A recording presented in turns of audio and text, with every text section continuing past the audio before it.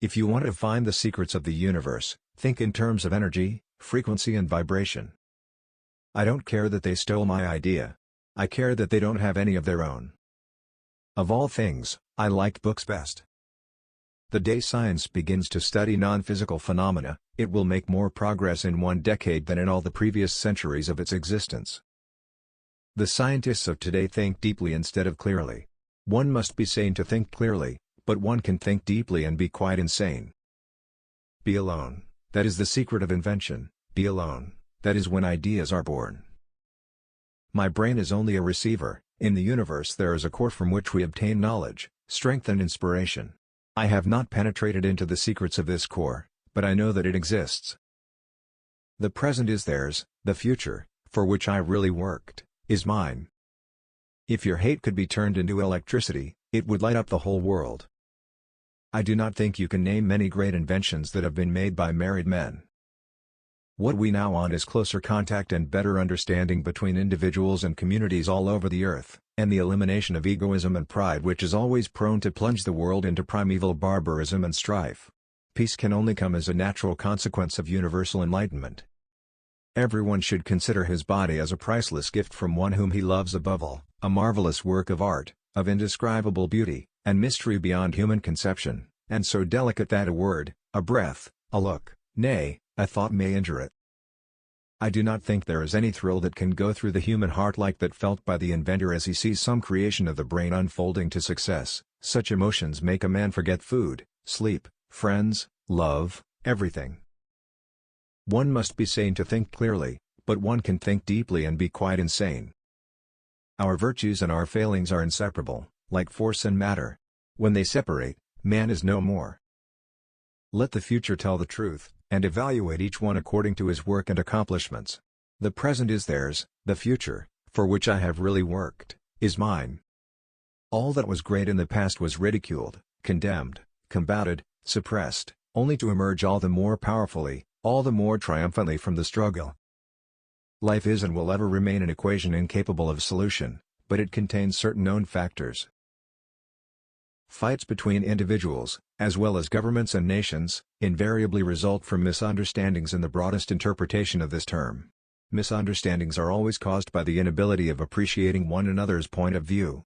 This again is due to the ignorance of those concerned, not so much in their own, as in their mutual fields. The peril of a clash is aggravated by a more or less predominant sense of combativeness, posed by every human being. To resist this inherent fighting tendency, the best way is to dispel ignorance of the doings of others by a systematic spread of general knowledge. With this object in view, it is most important to aid exchange of thought and intercourse. We crave for new sensations but soon become indifferent to them. The wonders of yesterday are today common occurrences. Invention is the most important product of man's creative brain. The ultimate purpose is the complete mastery of mind over the material world, the harnessing of human nature to human needs. If you only knew the magnificence of the 3, 6 and 9, then you would have the key to the universe. Today's scientists have substituted mathematics for experiments, and they wander off through equation after equation, and eventually build a structure which has no relation to reality. From childhood I was compelled to concentrate attention upon myself. This caused me much suffering, but to my present view, it was a blessing in disguise, for it has taught me to appreciate the inestimable value of introspection in the preservation of life, as well as a means of achievement. The pressure of occupation and the incessant stream of impressions pouring into our consciousness through all the gateways of knowledge make modern existence hazardous in many ways. Most persons are so absorbed in the contemplation of the outside world that they are wholly oblivious to what is passing on within themselves. The premature death of millions is primarily traceable to this cause. Even among those who exercise care, it is a common mistake to avoid imaginary, and ignore the real dangers. And what is true of an individual also applies, more or less, to a people as a whole. Nature may reach the same result in many ways. Like a wave in the physical world, in the infinite ocean of the medium which pervades all, so in the world of organisms, in life, an impulse started proceeds onward, at times, may be, with the speed of light, at times, again, so slowly that for ages and ages it seems to stay, passing through processes of a complexity inconceivable to men, but in all its forms, in all its stages, its energy ever and ever integrally present. A single ray of light from a distant star falling upon the eye of a tyrant in bygone times may have altered the course of his life, may have changed the destiny of nations, may have transformed the surface of the globe. So intricate, so inconceivably complex are the processes in nature. In no way can we get such an overwhelming idea of the grandeur of nature than when we consider that in accordance with the law of the conservation of energy, throughout the infinite, the forces are in a perfect balance, and hence the energy of a single thought may determine the motion of a universe.